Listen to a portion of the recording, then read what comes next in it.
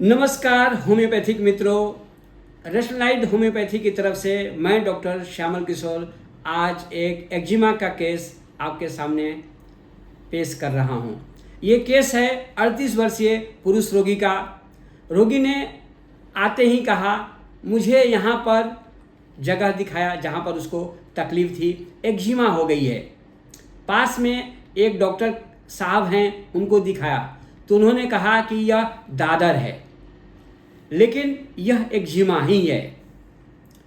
इसमें कभी कभी तेज़ खुजली आती है और लाल लाल हो जाते हैं। अभी थोड़ा ही है, मैं सोचता हूँ कि अभी से ही दवा करवा लूँ तो यह जड़ मूल से ठीक हो जाए। मैंने पूछा और रोगी, और तो दूसरी कोई तकलीफ़ नहीं है, सब ठीक है। मैंने पूछा कब से है? तब रोगी ने कहा बहुत दिनों से है, पर तकलीफ़ ज़्यादा नहीं है, कभी कभी ही खुजली आती है। मैंने पूछा खुजली कैसे घटती है या बढ़ती है? तब रोगी ने कहा पसीना से या भीगने से बढ़ जाती है। मैंने पूछा और? रोगी, कभी कभी सर में भी दर्द हो जाता है, दवा ले लेता हूँ ठीक हो जाता है। मैंने पूछा तकलीफ़ के समय में आपके स्वभाव में क्या बदलाव आता है? रोगी ने कहा गुस्सा आता है, मन करता है कि यहाँ की चमड़ी काट करके फेंक डालूँ। मैंने पूछा क्यों? रोगी, लोगों के बीच में खुजली आने लगती है और गलती से यहाँ हाथ चला जाता है, उसके नीचे इंटरनल पार्ट में था, तब यहाँ हाथ चली जाती है और मैं खुजलाने लगता हूँ, और जब ध्यान जाता है कि मैं कहाँ खुजली कर रहा हूँ तो मुझे बहुत ख़राब लगता है। मैंने पूछा खराब मतलब? रोगी, लोगों के बीच में खुजलाना अच्छा नहीं लगता है ना। मैंने पूछा अभी तक आपने क्या क्या उपाय किया? रोगी, अभी तक कोई ख़ास नहीं, एलोवेरा और मेडिकल से लाकर ट्यूब लगाया था और एक डॉक्टर को दिखाया था। मैंने कहा जब अभी तक आपने कोई ख़ास इलाज नहीं करवाया, अब इच्छा क्यों हो रही कि इलाज करवाएं? रोगी ने कहा अभी छोटा है, बढ़ जाएगा तो ज़्यादा तकलीफ़ होगी।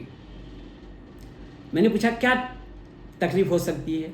रोगी, अभी छोटा है तो जल्दी ठीक हो जाएगा, कम खर्च में ठीक हो जाएगा। मैंने पूछा होम्योपैथी लेने का विचार कैसे हुआ? रोगी ने कहा होम्योपैथी से बीमारी जड़ मूल से ठीक हो जाती है।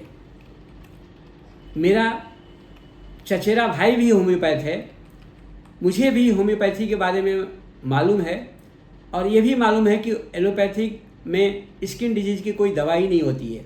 हाँ, तत्काल राहत के लिए एलोपैथी बेस्ट है, बाकी इसमें कोई दवा नहीं है। मैंने पूछा नींद कैसी है और सपने क्या आते हैं? रोगी ने कहा कभी कभी रात को खुजली आती है तो नींद में थोड़ी सी दिक्कत होती है, ज़्यादा नहीं, सपने अच्छे नहीं आते हैं। मैंने पूछा क्या आते हैं? रोगी, कुछ करना चाह रहा हूँ लेकिन कर नहीं पा रहा हूँ, जैसे कोई काम कर रहा हूँ लेकिन कर नहीं पा रहा हूँ, जैसे मैंने डरावना सपना देखा और मैं भागना चाह रहा हूँ, भाग नहीं पा रहा हूँ। कभी कभी यह भी देखता हूँ कि कोई जान पहचाना वाला आदमी मर गया, और इन्हीं अभिव्यक्तियों के आधार पर शुरुआत में मैंने रोगी को 30 पोटेंसी में दवा दिया, और बाद में कुछ तकलीफ रह गई तो 200 पोटेंसी में दवा दिया, जिससे रोगी पूरी तरह से ठीक हो गया। कई बार रोगी कहते हैं कि होम्योपैथी दवा से पहले बढ़ जाती है, तो इसके पीछे भी कारण होता है कि अगर हमने गलती से हाई पोटेंसी में दवा दे दिया तो बढ़ने के चांस ज़्यादा रहते हैं। इसलिए स्किन के केसेस में ज़्यादातर हम केसों में लो पोटेंसी से शुरुआत करते हैं, जिससे बढ़ने के चांसेस नहीं रहते हैं। तब कोई रोगी नहीं कहेगा कि होम्योपैथिक दवा से बढ़ती है। और इसी से संबंधित आज का केस भी है।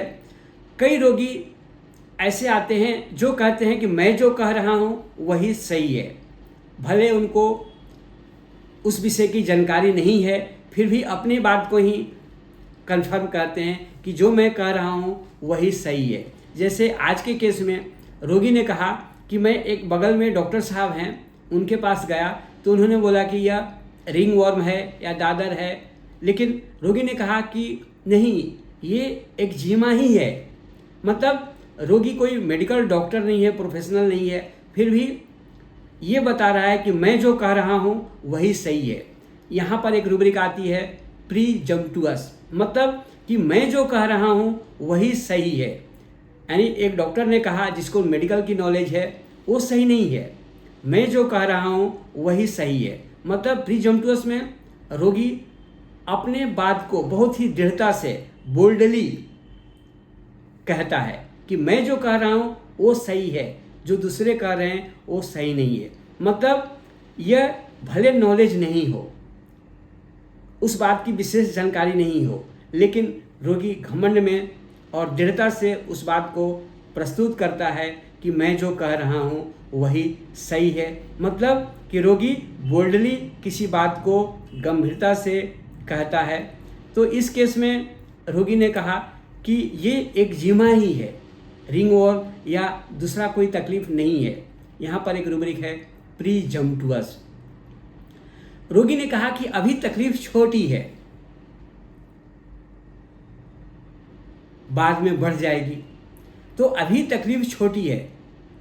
और रोगी ने कहा कि नींद में तकलीफ होती है लेकिन ज़्यादा नहीं, मतलब वो तकलीफ को छोटा मान रहा है।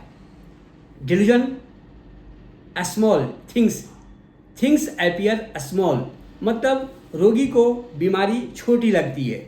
कई बार रोगी कहते हैं डॉक्टर साहब थोड़ी बहुत खांसी आती है, थोड़ा सा दर्द है, छोटी बीमारी है। मतलब बीमारी के बारे में रोगी का आकलन ऐसा है कि छोटी है, बीमारी अभी छोटी है। थिंग्स अपीयर स्मॉल, बीमारी अभी छोटी है। मैं चाहता हूँ कि अगर अभी दवा ले लूँ तो ये जड़मूल से ठीक हो जाएगी। जड़मूल से मतलब हमेशा के लिए। मतलब रोगी चाहता है कि इस जगह को काट करके फेंक डालूं, यानी रोगी के मन में कील की भावना है। कील मतलब जान से मारना, हमेशा के लिए ख़त्म करना।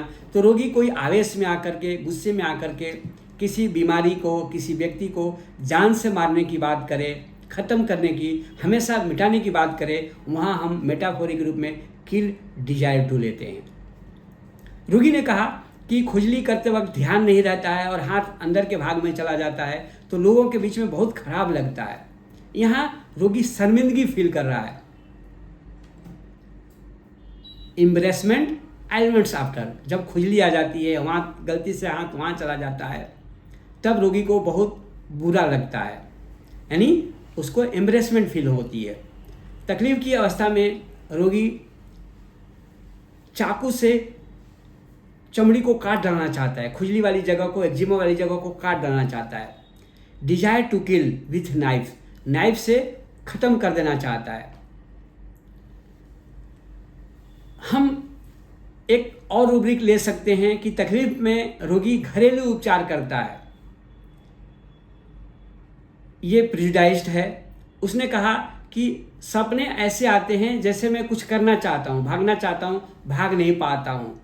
ड्रीम्स अनसक्सेसफुल एफर्ट्स, और सपने में मरे हुए लोगों के सपने आते हैं। ड्रीम्स ऑफ डेथ रिलेटिव्स, डरावने सपने आते हैं। तो इन्हीं अभिव्यक्तियों के आधार पर और रिपटाइजेशन करने के बाद जो कॉमन दवा आई वो थी प्लेटिना, और प्लेटिना 30 और बाद में 200 देने के बाद रोगी पूरी तरह से ठीक हो गई। आशा है कि इस तरह के मेरे द्वारा प्रस्तुत केस आपको बहुत अच्छा लगता होगा। रूब्रिक्स के एक्सप्लेनेशन या केस के प्रेजेंटेशन मैं अपने ढंग से बहुत अच्छे से प्रस्तुत करने की कोशिश करता हूं। मेरा प्रयास रहता है कि हर एक केस के माध्यम से आपको कुछ सीखने को मिले। यह केस निश्चित रूप से आपको बहुत अच्छा लगा होगा, हर केस भी अच्छे लगते होंगे। तो आपसे एक रिक्वेस्ट तो बनता ही है, वो है सब्सक्राइब करें, लाइक करें और कमेंट करें। धन्यवाद।